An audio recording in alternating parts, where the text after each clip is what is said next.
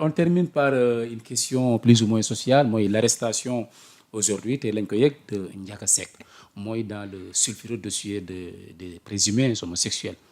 Actuellement, on en est à plus de 100 arrestations. Bon regard nga ci am cette question-là. Bon, on regarde une société démolie sans... L'Afrique a ses valeurs. Góor africain dafa am. Ñun on a abandonné nos valeurs. Lépp lu ñu daj rek. Ñun ñoo abandonné suñu bopp. Nit ku ñuul nit Afrique daa woon sax fen. Mais les gars dañuy fen. Maintenant booy fen di sàcc du turiande di def yu sew yu def yu bon. Da ngay dem ba dugg foo xam ne waroo fa woon dugg en tant que nit boo fa duggee yàqu nga. Donc boo yàqoo da ngay bëgg sa morom bu yàqu. Beneen bi gars yi dañ bëgg lu yomb mooy xaalis ma la doon wax ni jamono bu métti da ngay nekk góor soo mënee defal doo mënul bul def mënoo reyantel nag bu la neexee bu fekkee sax da ngay dem marché bi di fecc wala nga gàddu ab këll di ñaan defal loolu mais bul topp dund bu neex bii ba toroxal sa bopp mënoo topp dund bi te gars yi xam nañ ne c'est une affaire dafa am affaire criminelle parce que dañ lay rëbee xaalis lii ñu rëbee la li ñu rëbee li def lu bon kooku bu ñu arrêté woykat boobu ci la gars yi ne nañ ko arrêté parce que moom ci la bokk génne ay photo de kii ci la bokk.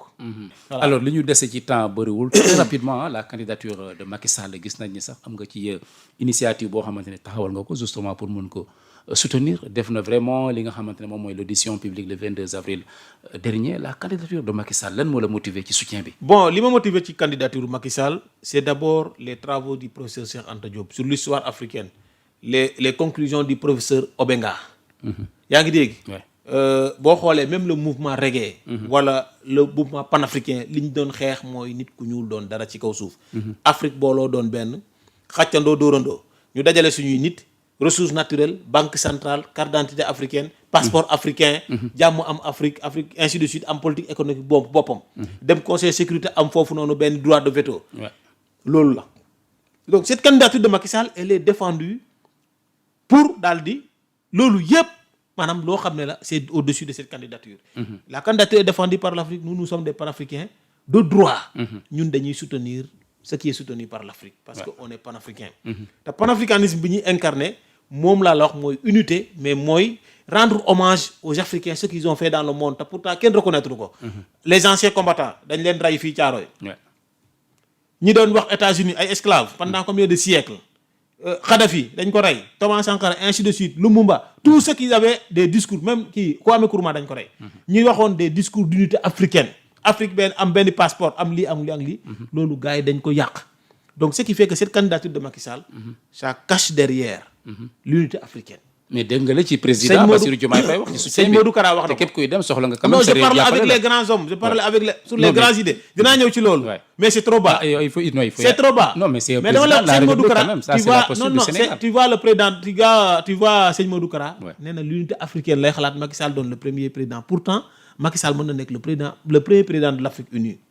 mais les États vont continuer de tourner sans ñu bokk. xam nga comment ça va se passer. Professeur Obenga bindoon na loolu la charte du Mandé. et la charte bu mu bindoon quand tu fusionnes les deux. tu as une charte africaine une charte de l'unité africaine bu wow koŋ.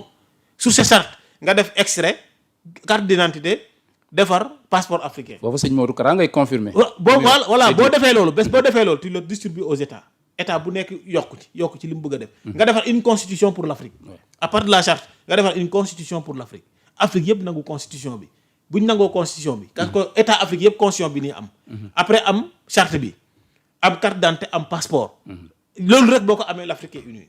c'est un plus c'est derrière cette candidature de Macky Sall. te Macky Sall bu nekkul ONU mënul def loolu. alors lan moo tax ma ne la posture du Sénégal et de Diomaye nga ne je parle. non c'est une posture non c'est une posture que je ne peux même pas apprécier au vu de la personne. la posture de neutralité du président de la République. mais il l'a expliqué. du président génn ñëw li ñuy wax Sonko. li ñuy wax Sonko kenn nanguwul wéet ak moom parce que boo wéeteeg moom. boo waxee ak moom dara suba nga fekk ci presse bi.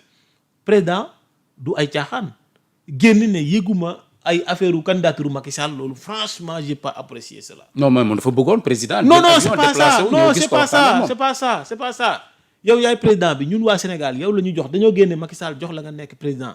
gis na ONU am na Sénégalais bu fa mën a dem bu tudd Macky Sall. yow yaay déplacé état au Sénégal dem gis Macky Sall si boppam ne ko kat dama la soxla nga dugg ONU. même Macky bu bañee yow yaa koy diri pour mu nekk candidat. nga ne ko man maay ne sa ginnaaw jox ko tout l'armada. campagnal ko defal ko lépp. mais yow kii yow ni ñu ko wax de jàppale woon nit ki. yëg ko bu baax ne yëguma ko. pire ngay woo ay yeneen nit naa leen Macky Sall da def ay affaire fii Sénégal ça n'a pas de sens. ça franchement. dinaa la mooy li xóot ci li xooñu bu mujj ci cin bi nga xam ne kenn du ko lekk xar yi rek loolu c'est ça quoi en fait. alors lan moo tax nga magnifier la posture sëñ Modou Kara te à côté ñu gis ku mel ni Mame Adama Gueye mu jàpp ne Macky Sall réunirul critères yi ñu soxla nga fustiger ko. Bon, Mame Adama Gueye a été un intellectuel sans raison. ndax li mu soutenir. Un intellectuel sans raison. Quelqu'un comme maître Mame Adama Gueye waroon na départager wu ci ay affaire yi mu bëggoon ci Macky Sall xëy na bëggoon naa nekk ministre. wala yenn yeeg affaire yi jamono Macky Sall voilà jamono Macky Sall xëy na bëggoon naa nekk ministre wala bëggoon naa nekk dara ci jamono Macky Sall amu ko. bu meree loolu c'est entre nous man Macky Sall dama ko opposé wu 12 ans mais xam nga ces clivages là tu les laisses ici. li ma lay wax.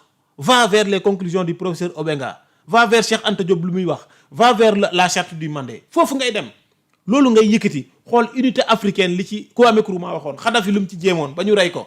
loolu Martin Luther King Malcolm X ba ci ay Tupac ay Bob Marley ainsi de suite ay Haïlé Sélassie ñoom ñëpp ces gens là ils luttent pour que l'Afrique soit unie ñu doon benn ñu mën ñoo respecter. boo gisee sëñ Modou Kara c'est un visionnaire gis nga fa mu waxee. moom waxul sax Macky Sall doon secrétaire général Nations Unies.